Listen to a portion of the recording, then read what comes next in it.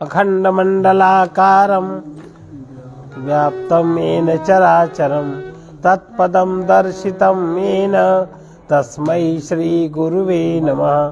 सर्वरूपमयी देवी सर्वं देवीमयं जगत् अतोऽहं विश्वरूपां तां नमामि परमेश्वरीं। आज हम लोग सुनेंगे साधन चतुष्टय, विवेक चूड़ामणि का साधन चतुष्टय। 4 प्रकार के वो साधन कौन से हैं जो जब हृदय में जागृत होते हैं तो व्यक्ति ब्रह्म ज्ञान का अधिकारी होता है।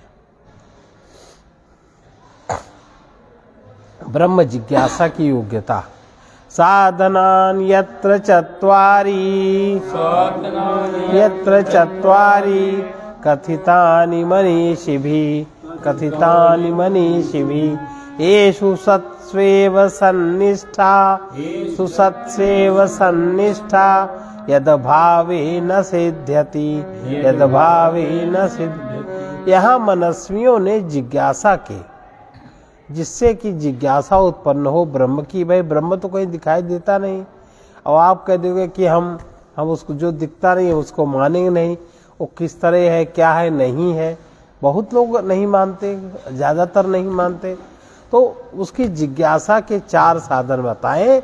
जब 4 साधन होंगे तो ब्रह्म ज्ञान की जिज्ञासा जागृत होगी।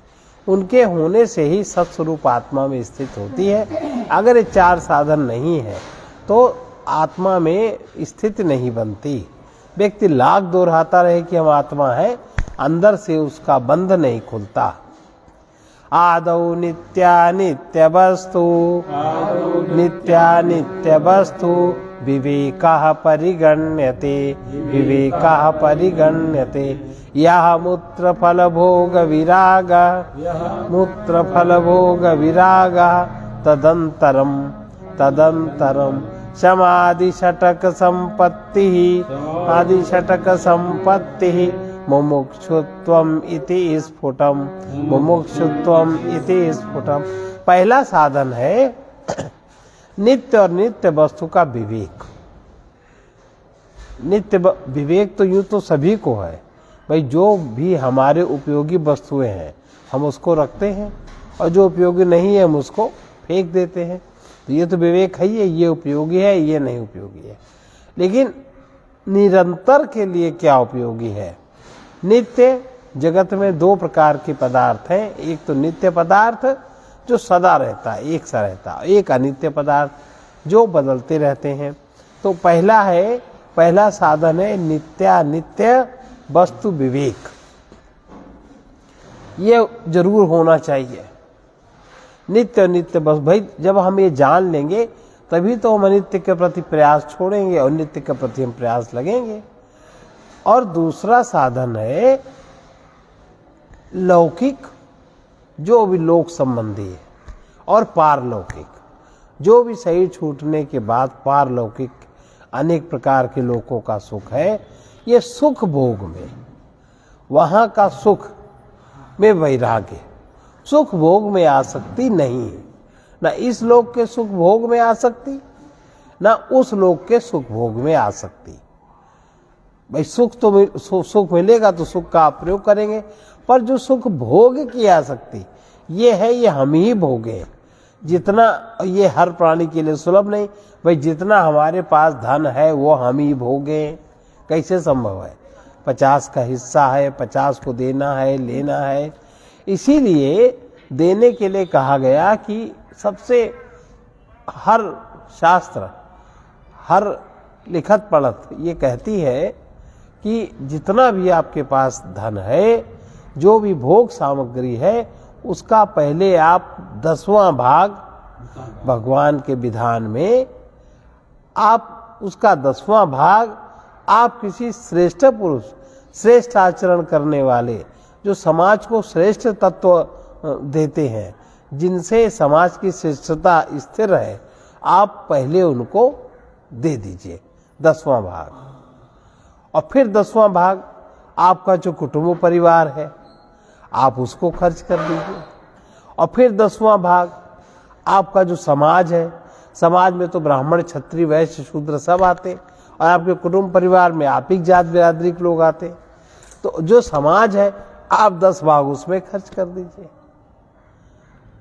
और बचा 10 भाग तो जो समाज में कभी आकस्मिक कार्य होते हैं, बाढ़ आ गई, रामलीला हो रही है, अनेक कोई ऐसा आपत्ति आ गई,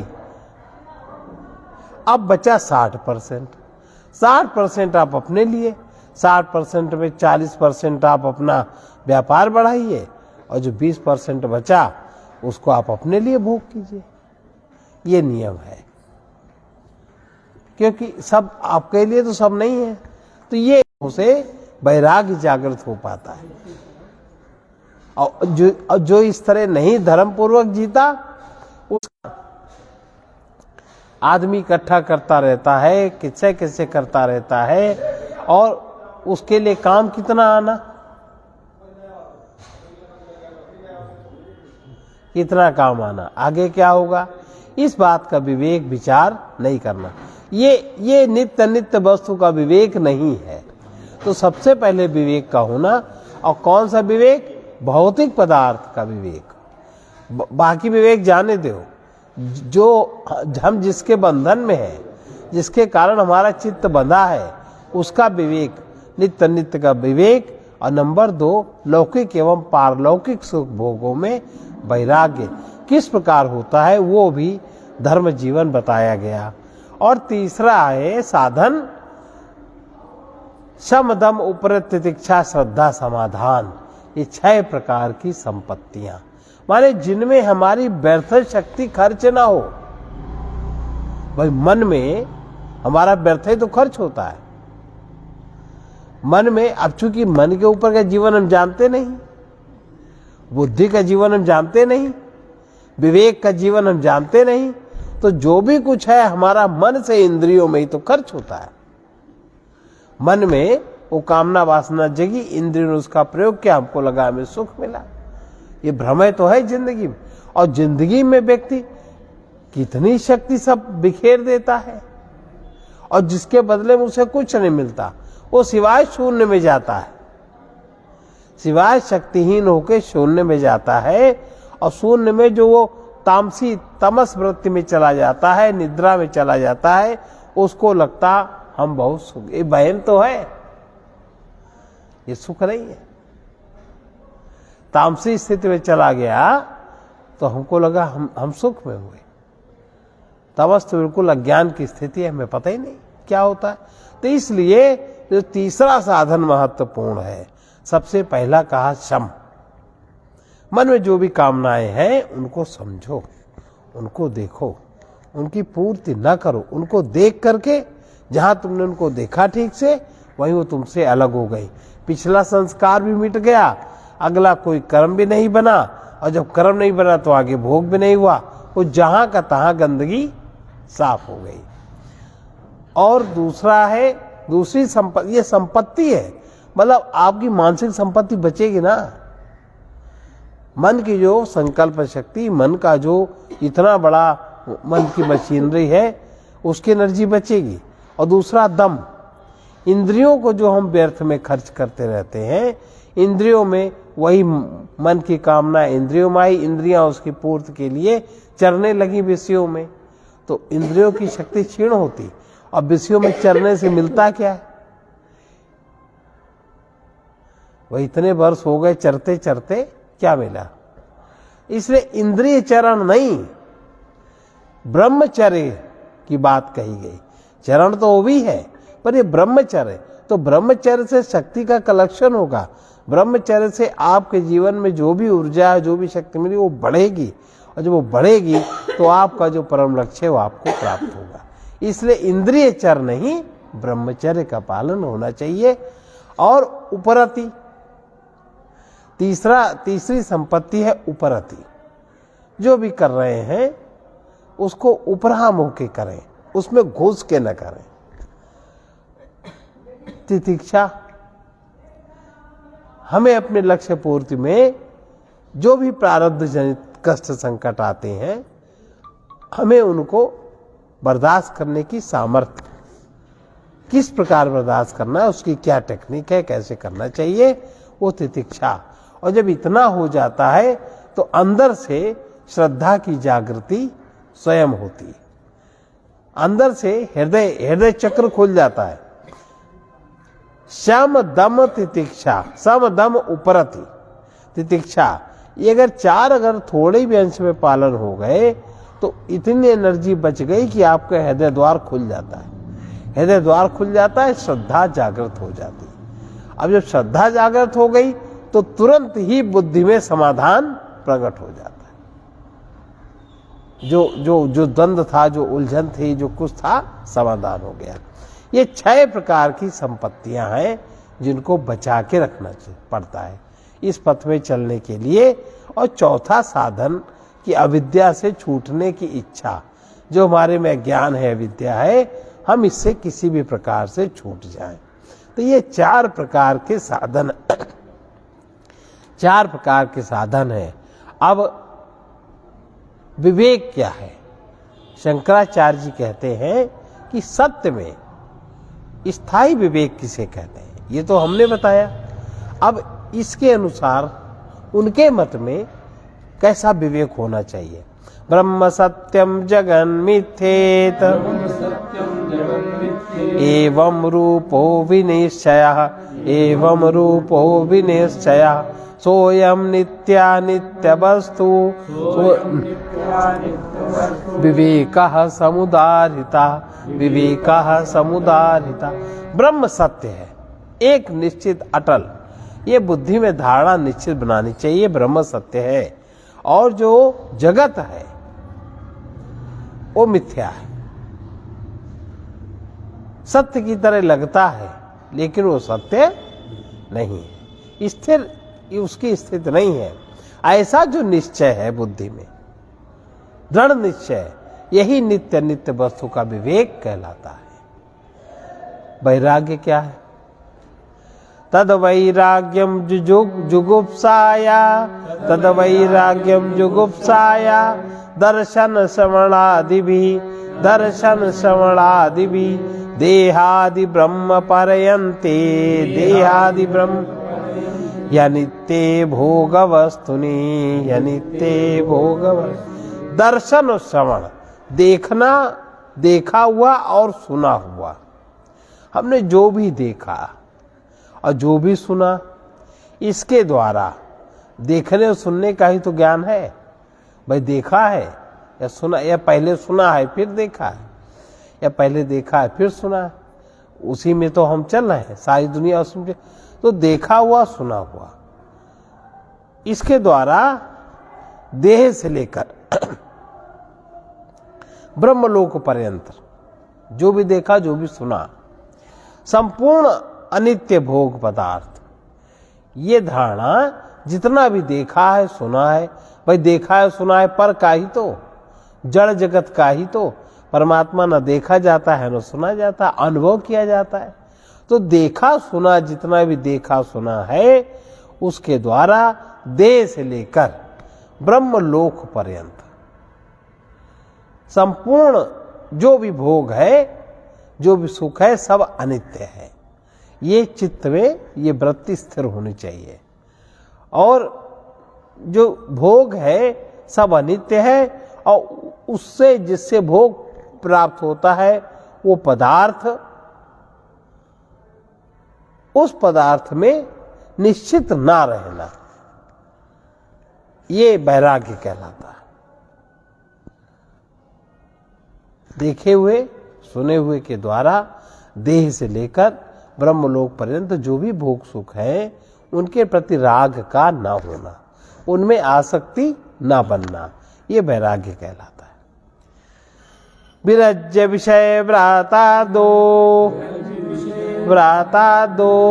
दोष दृष्टा मुहुर्मुहुः, दोष दृष्टा विमुहुर्मुहुः, स्वलक्ष्ये नियतावस्था, लक्ष्ये नियतावस्था, मनसा शम उच्यते, मनसा शम। अब 6 प्रकार की जो संपत्तियां बताई, शम, दम, उपरत, तितिक्षा, श्रद्धा और समाधान। शम किसे कहते हैं? बार बार विषयों में दोष दृष्टि करने से बार बार कि विषय ठीक नहीं है, इनसे हमारी हानि है, इनमें आसक्ति नहीं बनाना चाहिए, जो आए उसमें संतोष करना चाहिए। इस तरह विचार करने से आप जो विषय समूह है, शब्द स्पर्श रूप रस गंध, इस समूह से आपका चित्त विरक्त हो जाएगा। और जब आपका विरक्त होगा तो चित्त फिर अपने लक्ष्य में स्थिर हो जाएगा। विषयों में फिर जो वासना है चित्त में विषयों की, वो वासना गिर जाएगी। मन में फिर उससे संबंधित कामना नहीं उठेगी। जब मन में कामना नहीं उठेगी, मन बिल्कुल निर्लेप रहेगा। वो जो स्थिति है उसी को शम कहते हैं, मन का शमन होना। वो इसमें कोई झगड़ा या संघर्ष या कोई उस तरह की बात नहीं है, इसी को शम कहते हैं। अब दम क्या है? दमन। ये तो हो गया मन के स्तर पर, मन और चित्त के स्तर पर समित करना, वासनाओं को समित करना। किस प्रकार से समित करना? विषयेभ्यः परावर्त्य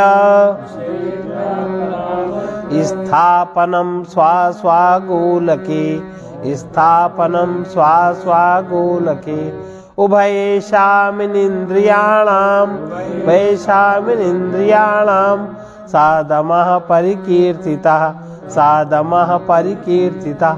बाह्यानालम्बनं वृत्तेरेषो परतिरोत्तमा, वृत्तेरेषो परतिरोत्तमा। कर्मेंद्रियां, जैसे किसी किसी की आदत होती है, वो हमेशा कुछ न कुछ करता ही रहता है।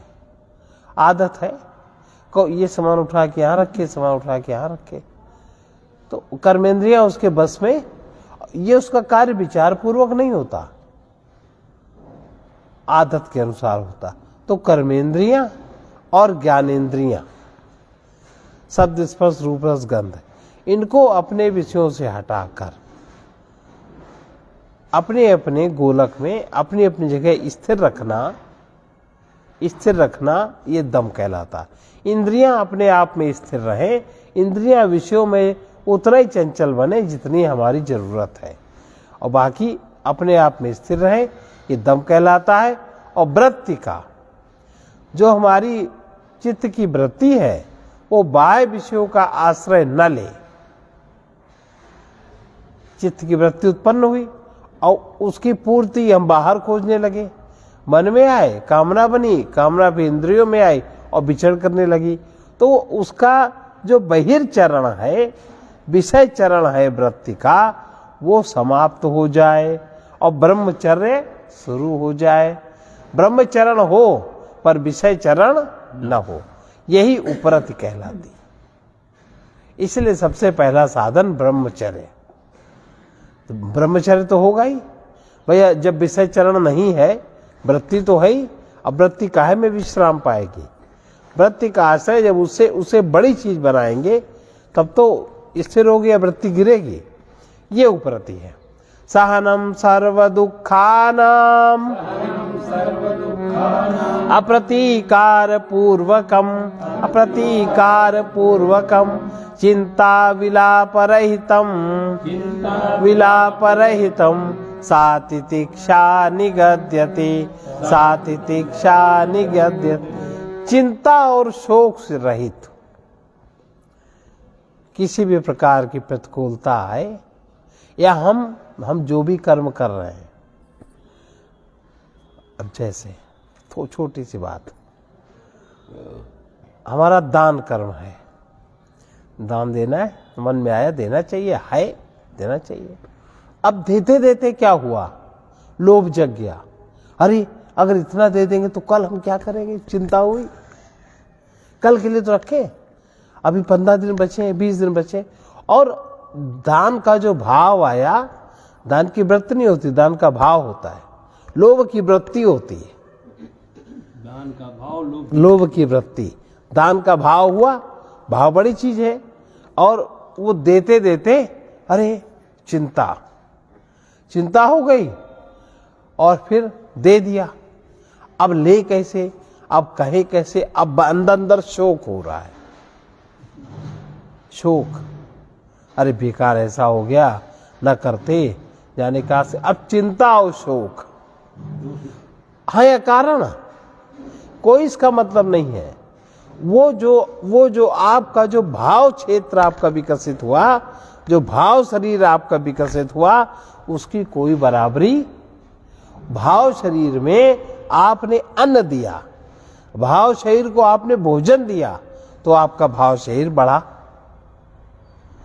आप ब्रह्म भाव पूरे जगत में कैसे अनुभव करोगे? जब शरीर में उतनी सामर्थ्य होएगी तब तो। भाव देह में, जैसे शरीर से आप 10 किलो वेट उठाना चाहते हो, तो शरीर का 30 किलो तो वेट होना चाहिए, तब तो 10 किलो उठेगा। तो आप जिस पथ पे आप चले हो, उसके लिए भाव चाहिए। भाव का जगत है, भाव से भी ऊपर उठना है। तो भाव शरीर आपका डेवलप हुआ, और आपका जो वृत्ति है, दोष है, पूर्व संस्कार है, पूर्व कर्म का परिणाम है, जिससे आपकी चित्त की वृत्ति बंधी, चित्त आपका बना है, वो वृत्ति से आप छूटे। अब ये विवेक नहीं है समझने का। जब ये विवेक नहीं है तो क्या हुआ? चिंता और शोक घेर लिया। तो इस विवेक का प्रयोग कर नित्यानित्य वस्तु, अनित्य वस्तु और नित्य वस्तु की प्राप्ति हमें किस प्रकार होगी, नित्य वस्तु का साधन क्या है, नित्य ज्ञान क्या, तो ये भी ज्ञान के अंतर्गत तो है। भाई आपने शरीर को भोजन दिया, शरीर में शक्ति बढ़ी, शरीर काम करने में सक्षम हुआ।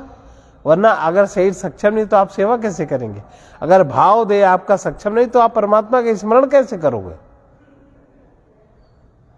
आप जिसको स्मरण कहते हो वो स्मरण थोड़ी है, क्योंकि भाव क्षमता ही नहीं, वो शरीर आपका विकसित ही नहीं है। कहाँ स्मरण होगा? है? नहीं, भाव शरीर ही बड़ा छोटा है ही नहीं। भाव शरीर का एक पक्ष तो डेवलप है, अंतर पक्ष डेवलप ही नहीं। और अंतर पक्ष में वो सारा जो दोष वृत्तियां हैं वो चित्त उनको पकड़े हैं, और भाव संबंधी क्रिया हुई नहीं, तो आपका भाव बढ़ेगा कैसे? और जिनसे भाव बढ़ता है, मान लो किसी ने बहुत गलती कही, सब करी, हम उसको क्षमा कर दें, हम उसको, तो उससे भी आपका भाव बढ़ेगा। सद्वृत्तियों से आपका भाव देह बढ़ता है, और असद वृत्तियों के प्रयोग से आपका चित्त, आपका मन बंधता है, मन की शक्ति समाप्त होती है। और जब आप वही सद्भाव में बदलता है, सद्भाव का प्रयोग करते हो, तो आपकी भाव देह बढ़ती, वो फिर नहीं कमजोर होती। तो ये इसलिए नित्य नित्य वस्तु का विवेक हर जगह काम आता है। वो चीज समझने का वो होना चाहिए, डेवलप करने का। इसीलिए देखा होगा आप जब जैसे किसी को कुछ देते हो, तो जैसे आपका अंतर चीज खुल गई, कोई चीज आपकी खुल गई, आपको स्वयं ही प्रसन्नता होती है। आप किसी के साथ अच्छा व्यवहार करते हो, आपको ही प्रसन्नता होती, वो आपके लिए खुराक बनती है, आपके भाव शरीर के लिए। भाव शरीर जो सिकुड़ा है वो खुलता है, फैलता है, तो बैलेंस बनता है। तो चिंता और शोक से रहित होकर, न चिंता हो न शोक हो, और बिना कोई प्रतिकार किए कुछ भी हो रहा है, हम तुरंत उसका प्रतिकार करते हैं। हम लोग बातचीत में जैसे बात करें, तुरंत कहते नहीं ऐसा, नहीं ऐसा, तुरंत अपने को व्यक्त कर, बिना सोचे समझे। दूसरा चाहे कोई भी बोले करे, जब तक बहुत भय नहीं है तब तक चुप रहा ही नहीं जाता। अगर चुप भी रह गए तो मन कितने को तर्क करता है अंदर अंदर। ये कह रहे हैं चिंता और शोक, और चिंता और शोक जब तक रहेगा तब तक ये क्रिया होगी, और जब चिंता शोक नहीं होगी, प्रसन्नता होगी, तब कोई भी प्रतिकार, तब सब स्वीकार होगा। श्रद्धा में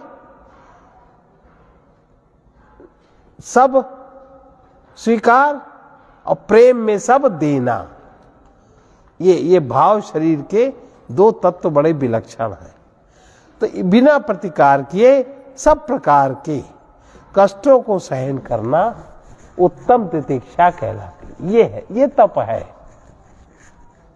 करो, और इससे अशुद्धि का क्षय होता है, इससे अंतःकरण की शुद्धि होती। अब आगे देखिए, शास्त्रस्य गुरुवाक्यस्य सत्यबुद्ध्यवधारणम् सत्यबुद्ध्यवधारणम् सा श्रद्धा कथिता सद्भिर्यया वस्तुपलभ्यते सद्भिर्यया वस्तुपलभ्यते। शास्त्र में और गुरु के वाक्यों में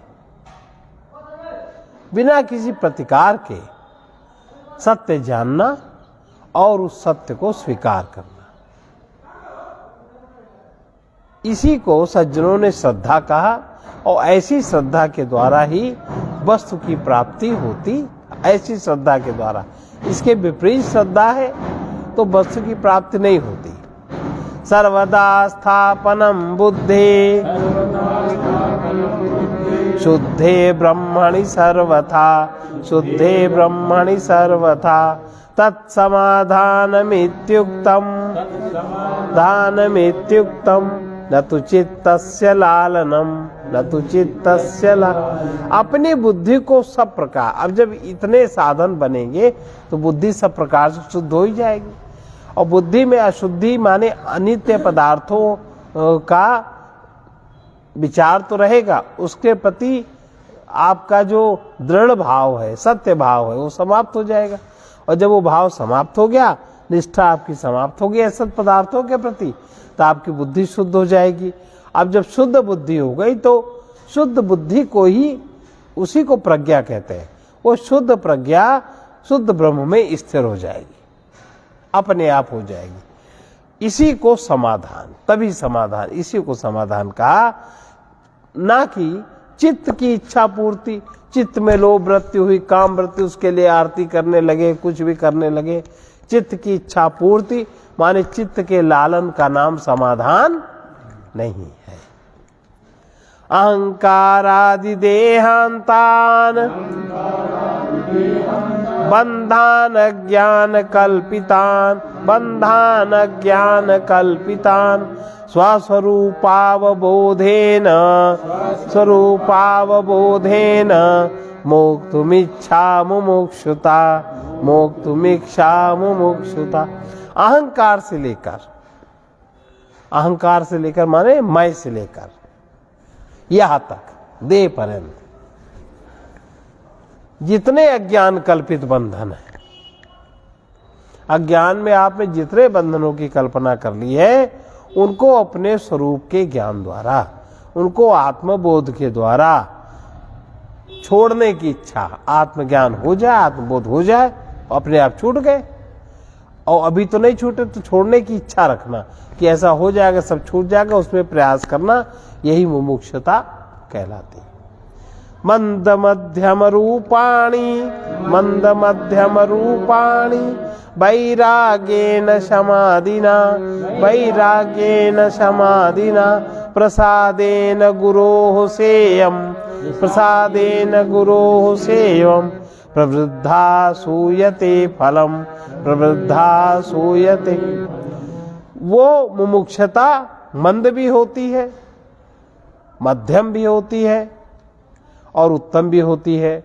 अगर मुमुक्षता मंद और मध्यम भी हो तो भी अगर वैराग्य और शम, षट संपत्ति का पालन ठीक से हो और सबसे बढ़कर गुरु की कृपा हो, तो फिर फल उत्पन्न करने में देर नहीं, फल बहुत जल्दी फिर उत्पन्न होता है।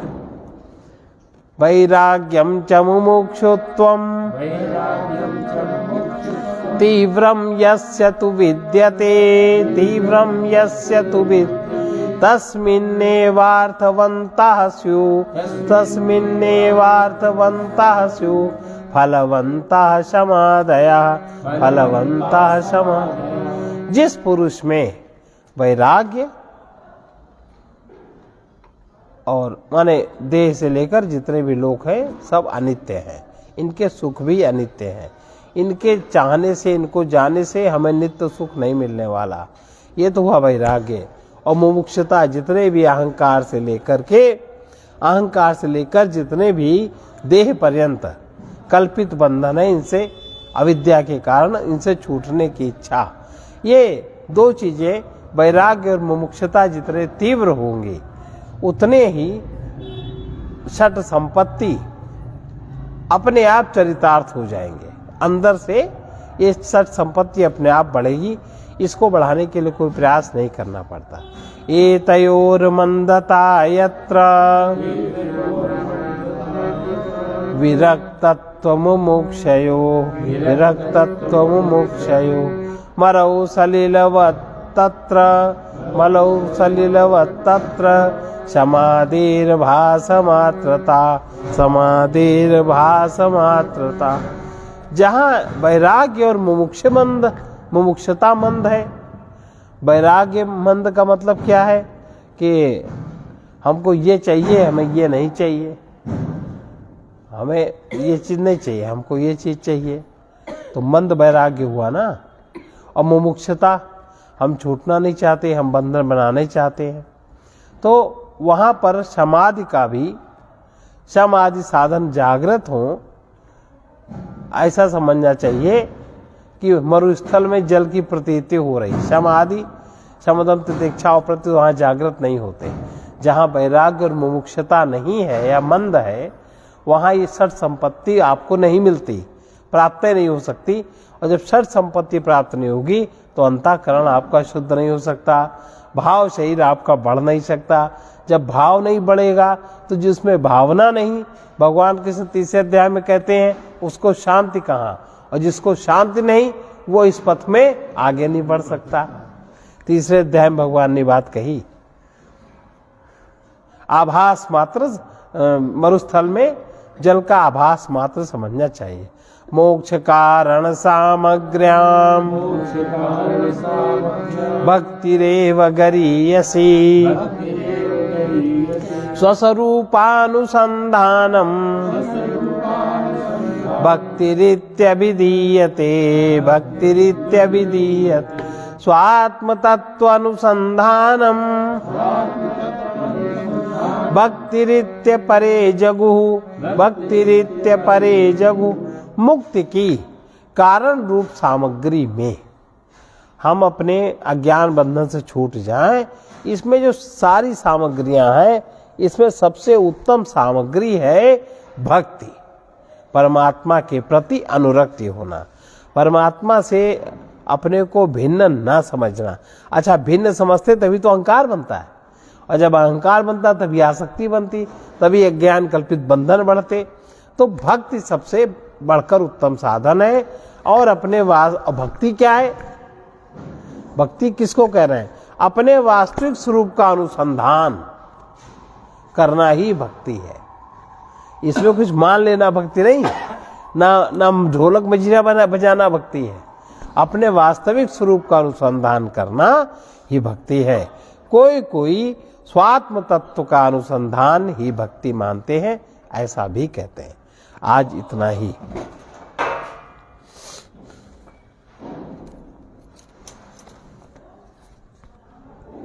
कल है गुरु प्रसक्ति और प्रश्न विधि।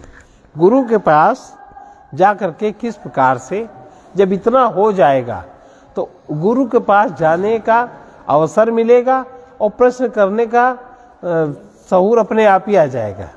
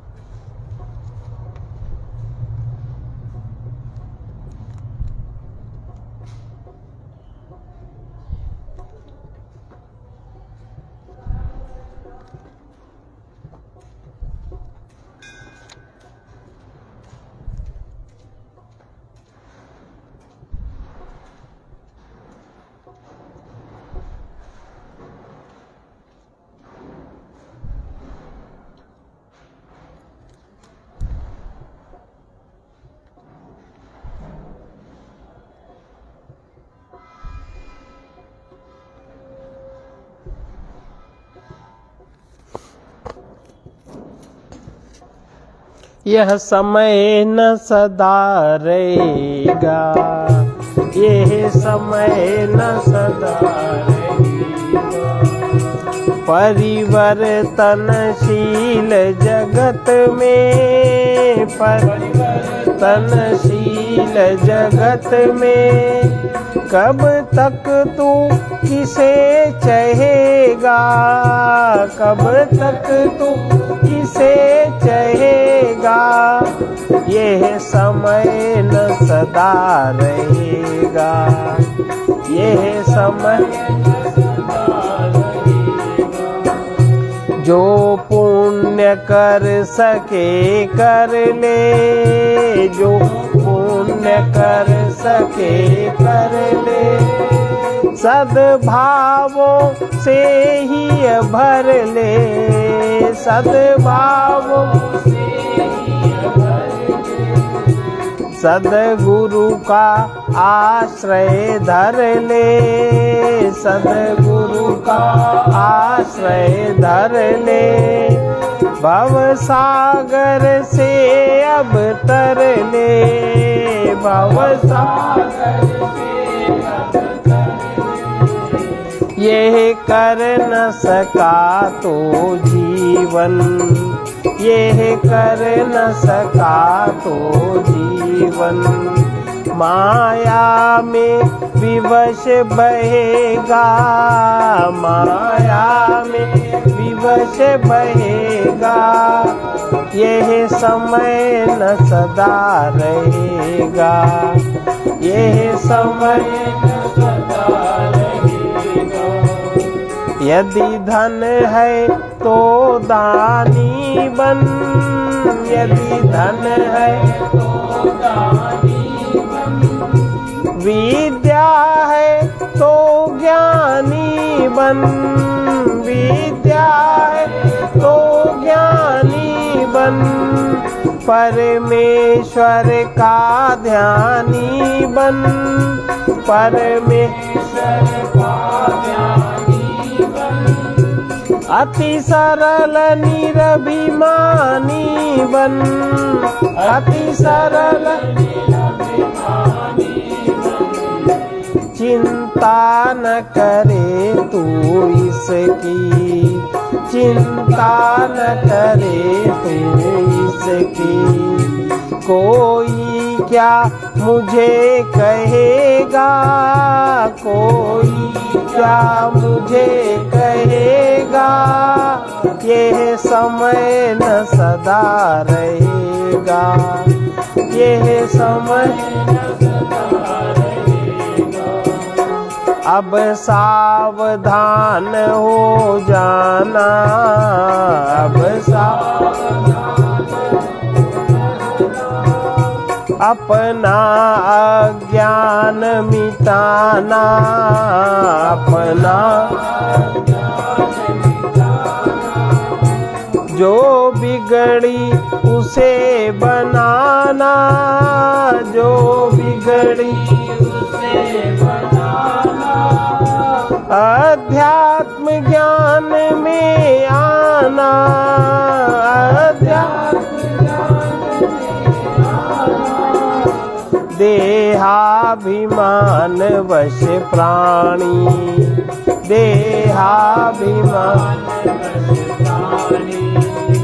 जग में अति दुख सहेगा, जग में अति दुख सहेगा। यह समय न सदा रहेगा, यह यह अवसर व्यर्थ न खोना, यह अवसर व्यर्थ न खोना। अपराधी कहीं न होना, अपराधी कहीं न होना। मत मोह निशा में सोना, मत मोह निशा में सोना। ममता वश कहीं न रोना, ममता वश कहीं न रोना। वो पथिक अभय होगा जो, वो पथिक अभय होगा जो, नित सद्गुरु ज्ञान गहेगा, नित सद्गुरु ज्ञान गहेगा, यह समय न सदा रहेगा, यह समय न सदा रहेगा, यह समय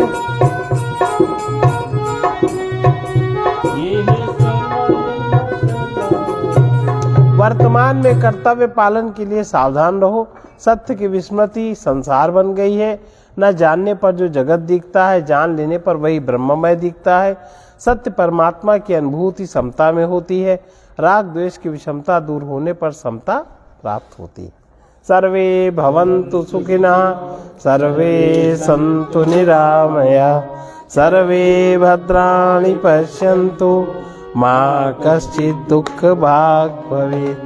कृष्णाय वासुदेवा हरे परमात्मने प्रणतक्लेशनाशाय गोविन्दाय नमो नमः। उग्रवीर महाविष्णु ज्वलन्तं सर्वतोमुखं निसिंहं भीषणं भद्रं मृत्योर्नमाम्यहं मृत्यु। ओम ह्रौं जूं सः ओम भूर्भुवः स्वः ओम त्र्यंबकं यजामहे सुगंधिं पुष्टिवर्धनम् उर्वारुकमिव बन्धनात् मृत्योर्मुक्षीयमामृतात्। ओम स्वः ओम भुवः भूः ओम सः जूं ह्रौं असतो मा सद्गमय तमसो मा ज्योतिर्गमय मृत्योर्मामृतं गमय। ओम पूर्णमदः पूर्णमिदं पूर्णात् पूर्णमुदच्यते पूर्णस्य पूर्णमादाय पूर्णमेवावशिष्यते। ओम शांति शांति शांति।